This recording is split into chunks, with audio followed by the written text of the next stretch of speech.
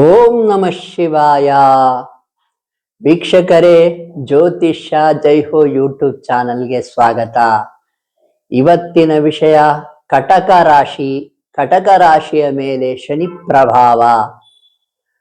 ನೋಡಿ, ಶನಿದೇವರು ಕಟಕ ರಾಶಿಯಿಂದ 9ನೇ ಮನೆ ಅಂದರೆ ಮೀನ ರಾಶಿಯಲ್ಲಿ ಸಂಚಾರ ಮಾಡ್ತಾ ಇದ್ದಾರೆ. ಒಂದು ರೀತಿ 50-50 ಫಲವನ್ನ ಕೊಡ್ತಾರೆ. ಅಷ್ಟು ಕೆಟ್ಟದ್ದೇನೂ ಅಲ್ಲ, ಒಂದ್ ರೀತಿ ಒಳ್ಳೆಯದೇ ಅಂತ ಹೇಳಬಹುದು. ನೋಡಿ, ಸಾಡೆ ಸ್ವಾತಿಯಲ್ಲಿದ್ರೆ ಅಷ್ಟು ಒಳ್ಳೆಯದಲ್ಲ. ಅರ್ಧಾಷ್ಟಮ ಶನಿ, ಪಂಚಮ ಶನಿ, ಅಷ್ಟಮ ಶನಿಗಳು ಅಷ್ಟು ಒಳ್ಳೆಯದಲ್ಲ. ಆದ್ರೆ 9ನೇ ಮನೆಯಲ್ಲಿ ಏನ್ ಫಲವನ್ನು ಕೊಡ್ತಾರೆ ಶನಿ ದೇವರು ಅಂತ ಅಂದ್ರೆ, ಕಟಕ ರಾಶಿಗೆ 9ನೇ ಮನೆಯಲ್ಲಿ ಇದ್ದಾರೆ. ನೋಡಿ, ತಂದೆಯ ಆರೋಗ್ಯವನ್ನು ಸ್ವಲ್ಪ ನೋಡ್ಕೋಬೇಕಾಗ್ತದೆ. ತಂದೆಗೆ ಹಠ ಹೆಚ್ಚಾಗಬಹುದು, ಅಥವಾ ಅಜ್ಜ ಅವ್ರು ಯಾರು ಇದ್ರೆ ಅವರ ಆರೋಗ್ಯದನ್ನ ಸ್ವಲ್ಪ ನೋಡ್ಕೊಳ್ಳಿ. BP, ಶುಗರು ಏನಾದ್ರೆ ಕಾಲ ಕಾಲಕ್ಕೆ ಚೆಕ್ ಮಾಡಿಸ್ತಾ ಇರಿ. ಒಳ್ಳೇದೇನಪ್ಪಾ ಅಂತಂದ್ರೆ, ನಿಮಗೆ ಪೂರ್ವಜರ ಆಸ್ತಿ, ನಿಮ್ಮ ತಂದೆ ಕಡೆಯಿಂದ, ನಿಮ್ಮ ಅಜ್ಜನ ಕಡೆಯಿಂದ ಹಿಂದಿನ ಆಸ್ತಿಗಳು ಏನಾದ್ರೂ ಬರಬೇಕಾಗಿದ್ರೆ ಬರುವ ಸಮಯ. ಸ್ವಲ್ಪ ಕಿರಿಕಿರಿ ಆಗಿ ಬರ್ತಾ ಇರ್ತವೆ, ಬೇಗ ಬರಲ್ಲ. ಯಾಕಂದ್ರೆ ಶನಿದೇವರು ಯಾವಾಗಲೂ ನಿಧಾನವಾಗಿ ಕೊಡ್ತಾರೆ. ನಿಧಾನವಾಗಿ ಕೊಟ್ಟರು ಶಾಶ್ವತವಾಗಿ ಕೊಡ್ತಾರೆ. ಶನಿದೇವರು ಒಳ್ಳೇದು ಮಾಡಿದ್ರೆ ಲೈಫ್ ಲಾಂಗ್ ಆ ಒಳ್ಳೇದು ಉಳಿಯುತ್ತದೆ, ಆ ಒಳ್ಳೆ ಫಲ ಕಂಟಿನ್ಯೂ ಆಗ್ತದೆ. ನಿಮಗೆ ಹಿಂದಿನ ಏನು ಪೂರ್ವಜರ ಆಸ್ತಿಗಳು ಬರಬಹುದು, ಏನಾದ್ರೂ ದುಡ್ಡಿನ ಲಾಭಗಳಿದ್ರೆ ಅದು ಕೂಡ ಆಗಬಹುದು. ತಂದೆಯಿಂದ ಸ್ವಲ್ಪ ಕಿರಿಕಿರಿ ಆಗಬಹುದು, ತಂದೆ ಮತ್ತು ನಿಮ್ಮ ನಡುವೆ, ಅಜ್ಜ ಮತ್ತು ನಿಮ್ಮ ನಡುವೆ. ಅದನ್ನ ಸ್ವಲ್ಪ ಶಾಂತಿಯಿಂದ ಇರಿ. ಯಾಕೆಂದ್ರೆ ನಿಮಗೆ ಒಳ್ಳೆ ಟೈಮೇ ಇದೆ ಶನಿದೇವರಿಂದ. ಅದರಲ್ಲೂ ಕೂಡ ಹೆಚ್ಚು ಕಡಿಮೆ 1 ತಿಂಗಳ ಕಾಲ, ಈಗ ಸದ್ಯ 1 ತಿಂಗಳ ಕಾಲ ಹೆಚ್ಚು ಕಡಿಮೆ. ಗುರುಗ್ರಹ ಕೂಡ 1ನೇ ಮನೆ ಅಂದ್ರೆ ಕಟಕ ರಾಶಿಯಲ್ಲೇ ಸಂಚಾರ ಮಾಡ್ತಾ ಇದ್ದಾರೆ. ಇದು ಕೂಡ ಒಳ್ಳೆ ಟೈಮೇ. ಇನ್ನು 1.25 ವರ್ಷಗಳ ಕಾಲ ಶನಿದೇವರು ಮೀನ ರಾಶಿಯಲ್ಲೇ ಇರ್ತಾರೆ. ನೋಡಿ, ಶನಿದೇವರು ಯಾವಾಗ ಸ್ಟ್ರಾಂಗ್ ಆಗಿರ್ತಾರೆ, ಈ ಮಕರ ರಾಶಿಯಲ್ಲಿ, ಕುಂಭ ರಾಶಿಯಲ್ಲಿ, ಮೀನ ರಾಶಿಯಲ್ಲಿ, ಧನುರ್ ರಾಶಿಯಲ್ಲಿ ಇದ್ದಾಗಲೂ ಕೂಡ ಜಗತ್ತಿನಲ್ಲಿ ಧರ್ಮ ಪಾಲನೆ ಆಗ್ತಾ ಇರುತ್ತೆ, ನೋಡ್ಕೋಬಹುದು. ನ್ಯಾಯಾಲಯಗಳು ನ್ಯಾಯವನ್ನು ಎತ್ತಿ ಹಿಡಿತಾ ಇರ್ತಾವೆ.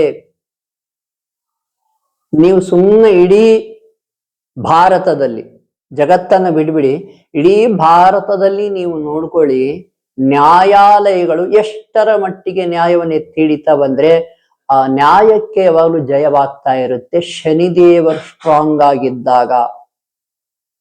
ಅಟ್ ದ ಸೇಮ್ ಟೈಮ್ ಶನಿದೇವರು ವೀಕ್ ಆಗಿದ್ದಾಗ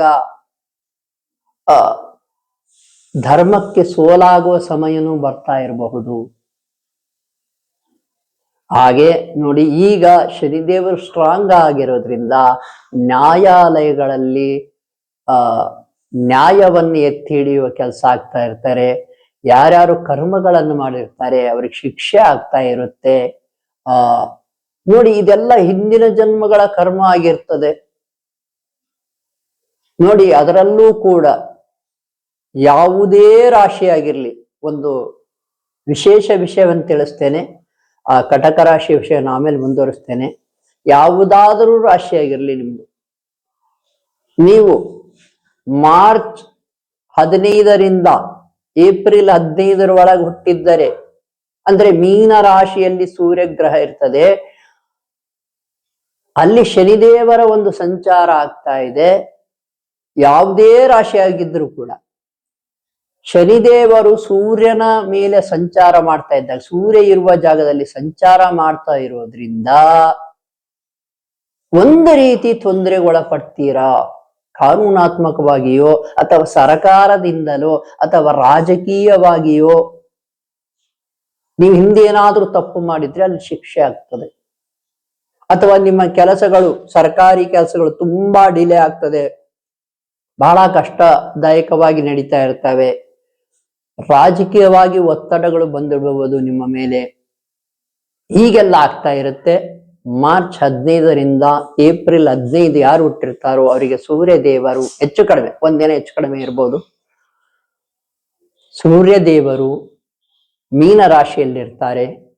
ಈಗ ಕೂಡ ಶನಿದೇವರು ಮೀನ ರಾಶಿಯಲ್ಲಿಯೇ ಇದ್ದಾರೆ, ಅಲ್ಲಿ ಸಂಚಾರ ಮಾಡ್ತಾ ಇದ್ದಾರೆ.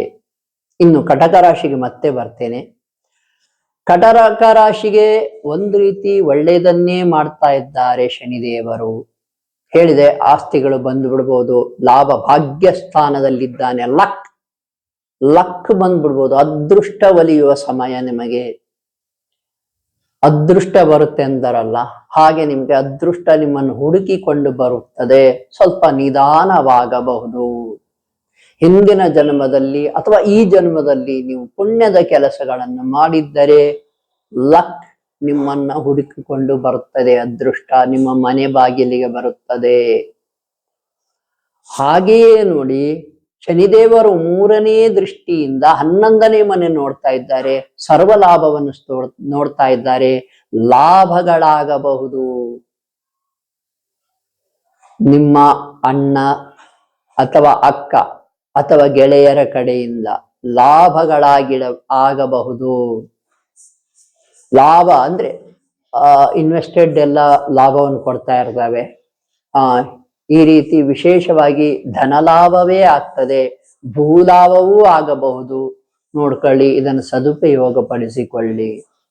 ಹಾಗೆಯೇ ಕಟಕ ರಾಶಿಗೆ ಶನಿದೇವರು 9ನೇ ಮನೆಯಿಂದ ತಮ್ಮ 7ನೇ ದೃಷ್ಟಿ ಅಂದ್ರೆ 3ನೇ ಮನೆಯನ್ನ ನೋಡ್ತಾರೆ. ನೀವು ಸೋಷಿಯಲ್ ಮೀಡಿಯಾದಲ್ಲಿ ಆಕ್ಟಿವೇಟ್ ಆಗಿದ್ರೆ ಅದು ಕೂಡ ಒಂದು ರೀತಿ ಸಕ್ಸಸ್ ಅನ್ನ ತರ್ತದೆ, ವಿಶೇಷವಾಗಿ ಸಕ್ಸಸ್ ಅನ್ನ ತರ್ತದೆ. ಹಾಗೆ ನೋಡಿ, ನಿಮ್ಮ ತಮ್ಮಂದರಿಗೆ ಒಳ್ಳೆಯದಾಗುವ ಕಾಲ, ತಮ್ಮ ತಂಗಿ ಇವರಿಗೆ ಒಳ್ಳೆಯದಾಗ್ತಾ ಇರುತ್ತೆ. ಹಾಗೆಯೇ ನೋಡಿ, ಶನಿದೇವರು ತಮ್ಮ 10ನೇ ದೃಷ್ಟಿಯಿಂದ 6ನೇ ಮನೆಯನ್ನು ನೋಡ್ತಾ ಇರ್ತಾರೆ. ಶತ್ರುಗಳು ನಾಶ ಆಗ್ಬಿಡ್ತಾರೆ. ನಿಮಗೆ ಶತ್ರುಗಳೇನಿದ್ದಾರೆ ಅವರು ತಮಗೆ ಗೊತ್ತಿಲ್ಲದಂತೆ ಸೋಲ್ತಾ ಇರ್ತಾರೆ. ಯಾಕಂದ್ರೆ ಶನಿದೇವರು ನಿಮ್ಗೆ ಬಲವನ್ನು ಕೊಟ್ಟಿದ್ದಾರೆ, ಒಳಗಿನಿಂದ ನಿಮ್ಮನ್ನು ಗೆಲ್ಲಿಸ್ತಾ ಇದ್ದಾರೆ. ಶತ್ರುಗಳು ಏನು ಹೊಟ್ಟೆ ಕಿಚ್ಚು ಪಡ್ಕೊಳ್ತಾ ಇದ್ದಾರೆ ನೋಡಿ, ನಿಮ್ಮ ಸಕ್ಸಸ್ ಅನ್ನು ನೋಡಿ, ಅವ್ರಿಗೆ ಗೊತ್ತಿಲ್ಲದಂತೆ ಅವರು ನಾಶವಾಗ್ತಾ ಇರ್ತಾರೆ. ಹಾಗೆಯೇ ನಿಮ್ಮ ಸೋದರ ಮಾವನಿಗೆ, ತಾಯಿಯ ಅಣ್ಣ ಅಥವಾ ತಮ್ಮ, ಇವರಿಗೂ ಕೂಡ ಒಳ್ಳೆಯದಾಗುವ ಟೈಮ್ ಬಂದಿದೆ. ನೋಡಿ, ನಿಮ್ಮ ಪ್ರತಿದಿನದ ಕೆಲಸಗಳು ಕೂಡ ತುಂಬಾ ಸುಲಲಿತವಾಗಿ ಸರಾಗವಾಗಿ ನಡೆಯುವ ಸಮಯ. ಇದಕ್ಕೆ ಒಂದು ಕೆಲಸ ನೀವು ಮಾಡ್ಲೇಬೇಕಾಗ್ತದೆ ಕಟಕ ರಾಶಿಯವರು. ಏನಪ್ಪಾ ಅಂತಂದ್ರೆ ನೋಡಿ, ಕಟಕ ರಾಶಿಯ ಅಧಿಪತಿ ಬಂದ್ಬಿಟ್ಟು ಚಂದ್ರಗ್ರಹ. ಚಂದ್ರಗ್ರಹಕ್ಕೂ ಶನಿಗ್ರಹಕ್ಕೂ ಅಷ್ಟಾಗಿ ಆಗಿ ಬರುವುದಿಲ್ಲ, ಇವು ಮಿತ್ರ ಗ್ರಹಗಳಲ್ಲ. ಆದ್ದರಿಂದ ನೀವು ಹೆಚ್ಚೇ ಶನಿದೇವರ ಧ್ಯಾನ ಮಾಡ್ಬೇಕಾಗ್ತದೆ ಒಳ್ಳೇದಾಗಬೇಕಂದ್ರೆ. ಇನ್ನು 1.25 ವರ್ಷಗಳ ಕಾಲ ಮೀನ ರಾಶಿಯಲ್ಲಿ ಅಂದ್ರೆ 9ನೇ ಮನೆಯಲ್ಲಿ ಭಾಗ್ಯ ಸ್ಥಾನದಲ್ಲಿ ಶನಿದೇವರು ಸಂಚಾರ ಮಾಡ್ತಾ ಇರ್ತಾರೆ. ನಿಮ್ಮ ಲಕ್ ನಿಮಗೆ ಒಲಿದು ಬರ್ಬೇಕಂದ್ರೆ ಶನಿದೇವರ ವಿಶೇಷ ಧ್ಯಾನವನ್ನ ಮಾಡಿ, ಓಂ ಶಂ ಶನೇಶ್ಚರಾಯ ನಮಃ ಎಂಬ ಧ್ಯಾನವನ್ನ ನಿತ್ಯವೂ ಮಾಡಿ, ಅದು ಸಾಯಂಕಾಲದ ನಂತರ. ಹಾಗೆಯೇ ಆಂಜನೇಯ ಸ್ವಾಮಿ ದರ್ಶನವನ್ನ ಕತ್ತಲಾದ ಮೇಲೆ, ಶನಿವಾರ ಕತ್ತಲಾದ ಮೇಲೆ ನೀವು ಮಾಡಿ ದರ್ಶನವನ್ನ, ಆಗಲೂ ಕೂಡ ಒಳಿತಾಗ್ತದೆ. ದಾನಗಳನ್ನು ಮಾಡುವುದಾದ್ರೆ ಕಪ್ಪು ಎಳ್ಳನ್ನ, ಕಪ್ಪು ಬಟ್ಟೆಯನ್ನ ನೀವು ದಾನ ಮಾಡಿ, ನಿಮಗೇನು ಒಳ್ಳೇದಾಗ್ತದೆ, ಇನ್ನೂ ಹೆಚ್ಚಿನ ಮಟ್ಟದಲ್ಲಿ ಒಳ್ಳೇದಾಗ್ತದೆ. ಅನಾಥಾಶ್ರಮಗಳಿಗೆ, ವೃದ್ಧಾಶ್ರಮಗಳಿಗೆ, ಬಡವರಿಗೆ, ಕೂಲಿ ಕಾರ್ಮಿಕರಿಗೆ, ವಿಶೇಷ ಚೇತನರಿಗೆ ಸಹಾಯ ಮಾಡಿ, ಅದರಲ್ಲೂ ಕೂಡ ಪುಳಿಯೋಗರೆಯನ್ನ ದಾನ ಮಾಡಿ, ಅದರಿಂದ ನಿಮಗೆ ಒಳಿತಾಗ್ತದೆ. ನೋಡಿ ಮತ್ತೆ ಹೇಳ್ತೇನೆ, ಕಟಕ ರಾಶಿ ಅಧಿಪತಿ ಚಂದ್ರಗ್ರಹ, ಶನಿಗ್ರಹಕ್ಕೂ ಚಂದ್ರಗ್ರಹಕ್ಕೂ ಆಗಿ ಬರೋದಿಲ್ಲ. ಅದಕ್ಕಾಗಿ ನಿಮ್ಗೇನು ಒಳ್ಳೆ ಸ್ಥಾನದಲ್ಲಿ ಶನಿದೇವರು ಇದ್ರೂ ಕೂಡ ಆ ಭಾಗ್ಯ ನಿಮ್ಗೆ ಒಲಿದು ಬರ್ಬೇಕಂದ್ರೆ ಶನಿದೇವರ ದಿವ್ಯ ಆಶೀರ್ವಾದ ಪಡಿಲಿಕ್ಕಾಗಿ ನೀವು ಶನಿದೇವರ ಧ್ಯಾನವನ್ನ ವಿಶೇಷವಾಗಿ ಮಾಡಿ, ಜೀವನ ಪೂರ್ತಿ ಶನಿದೇವರ ಧ್ಯಾನವನ್ನ ವಿಶೇಷವಾಗಿ ಮಾಡೋದನ್ನ ಕಲೀರಿ. ಹಾಗೆ ಶಿವಾಲಯಗಳಿಗೆ ಹೋಗೋದ್ರಿಂದ, ಶಿವಧ್ಯಾನ ಮಾಡೋದ್ರಿಂದ, ಶಿವಪೂಜೆ ಮಾಡೋದ್ರಿಂದ ಕೂಡ ಶನಿದೇವರು ನಿಮಗೆ ಅನುಗ್ರಹಿಸುತ್ತಾನೆ. ವೀಕ್ಷಕರೇ, ನಮ್ಮ ಜ್ಯೋತಿಷ್ಯ ಜೈ ಹೋ ಯೂಟ್ಯೂಬ್ ಚಾನಲ್ಗೆ ವಿಶೇಷವಾಗಿ ಪ್ರೋತ್ಸಾಹ ನೀಡ್ತಾ ಇದ್ದೀರಾ, ಆಶೀರ್ವದಿಸ್ತಾ ಇದ್ದೀರಾ. ನಿಮ್ಮೆಲ್ಲರಿಗೂ ಹೃತ್ಪೂರ್ವಕ ಧನ್ಯವಾದಗಳು. ನಮ್ಮ ಯೂಟ್ಯೂಬ್ ಚಾನಲ್ ನಂಬರ್ನು ನಾವು ಡಿಸ್ಪ್ಲೇ ಮಾಡಿದ್ದೇವೆ. ಯಾರು ತೊಂದರೆಯಲ್ಲಿದ್ದೀರಾ, ಯಾರು ಕಷ್ಟದಲ್ಲಿದ್ದೀರಾ, ಯಾರು ಬಡವರಿದ್ದೀರಾ ನೋಡಿ, ಬಡವರಿಗಾಗಿ ನಾವು ಈ ಚಾನಲ್ ಮಾಡಿರೋದು. ದಯವಿಟ್ಟು ನೀವೇ ಕಾಲ್ ಮಾಡಿ, ಬಡವರಿಗೆ ವಿಶೇಷ ಆದ್ಯತೆಯನ್ನು ಕೊಡ್ತೇನೆ. ಯಾರು ಕಷ್ಟದಲ್ಲಿದ್ದೀರಾ, ಯಾರು ತೊಂದರೆಗಲ್ಲಿದ್ದೀರಾ, ಹಿಂಜರಿಯಕ್ಕೆ ಹೋಗ್ಬೇಡಿ. ನೀವು ನನಗೆ ಕಾಲ್ ಮಾಡಿ, ನಾನು ನಿಮ್ಮ ತೊಂದರೆಯಿಂದ ಹೊರಗೆ ಬರುವುದು ಹೇಗೆ ಅಂತ ತಿಳಿಸ್ತೇನೆ. ನಿಮ್ಮ ಜಾತಕದಲ್ಲಿ ಏನು ಶಕ್ತಿ ಇದೆ ಮತ್ತು ಏನು ದೋಷಗಳಿದ್ದಾವೆ ಅನ್ನೋದನ್ನು ಕೂಡ ತಿಳಿಸ್ತೇನೆ. ಮತ್ತು ಏನು ವಾಮಾಚಾರ, ಭಾನಾಮತಿ, ಆತ್ಮಗಳ ಪ್ರಯೋಗ, ಏನು ದುಷ್ಟಶಕ್ತಿಗಳ ಪ್ರಯೋಗ ಒಳಪಟ್ಟಿದ್ದಾರೆ ಅವರೆಲ್ಲರಿಗೂ ಏನು ಆ ತೊಂದರೆಯಿಂದ ಹೊರ ಬರ್ಲಿಕ್ಕೆ ಏನು ಮಾಡ್ಬೇಕು, ಮನೆಯಲ್ಲಿಯೇ ಏನು ಮಾಡ್ಬೇಕು, ಅಥವಾ ಯಾವ ದೇವಾಲಯಕ್ಕೆ ಹೋದ್ರೆ ನಿಮ್ಗೆ ಶಕ್ತಿ ಬರ್ತದೆ, ಆ ಮಾಟ ಮಂತ್ರ ಶಕ್ತಿಗಳು, ಅದರಲ್ಲೂ ಆ ಆತ್ಮಗಳಿಗೆ ಎಲ್ಲಿ ಹೋದ್ರೆ ಹೊರತ ಬೀಳ್ತದೆ ಅಂತ ತಿಳಿಸ್ತೇನೆ. ಯಾವಾಗ ನೀವು ಅದನ್ನ ಆತ್ಮಗಳಿಗೆ ಕಿರಿಕಿರಿ ಉಂಟು ಮಾಡ್ತೀರಾ, ಅವುಗಳಿಗೆ ಹಿನ್ನಡೆಯನ್ನು ಉಂಟು ಮಾಡ್ತೀರಾ, ಅವು ಆಗ ನಿಮ್ಮನ್ನ ಬಿಟ್ಟು ಹೋಗ್ಲಿಕ್ಕೆ ಶುರು ಮಾಡ್ತವೆ. ಇಂಟರ್ನಲ್ ನಿಮ್ಮ ಒಳಗಿನಿಂದ ನಿಮಗೆ ಶಕ್ತಿ ಡೆವಲಪ್ ಆಗ್ಬೇಕು ಅಂದ್ರೆ ಮಂತ್ರ ಧ್ಯಾನ ಮಾಡಬೇಕು. ಕಲಿಯುಗದಲ್ಲಿ ಮಂತ್ರ ಮುಖೇನ ಶಕ್ತಿ ಪ್ರಾಪ್ತಿ. ಮಂತ್ರಗಳನ್ನ ಧ್ಯಾನ ಮಾಡಿ ನೋಡಿ.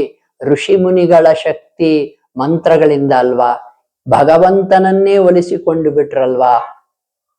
ಮತ್ ನೀವ್ಯಾಕೆ ಸುಮ್ಮನೆ ಇರ್ತೀರಾ? ನೀವು ಕೂಡ ಧ್ಯಾನ ಮಾಡಿ ಭಗವಂತನ ಅನುಗ್ರಹಕ್ಕೆ, ಕೃಪೆಗೆ ಪಾತ್ರರಾಗಿ.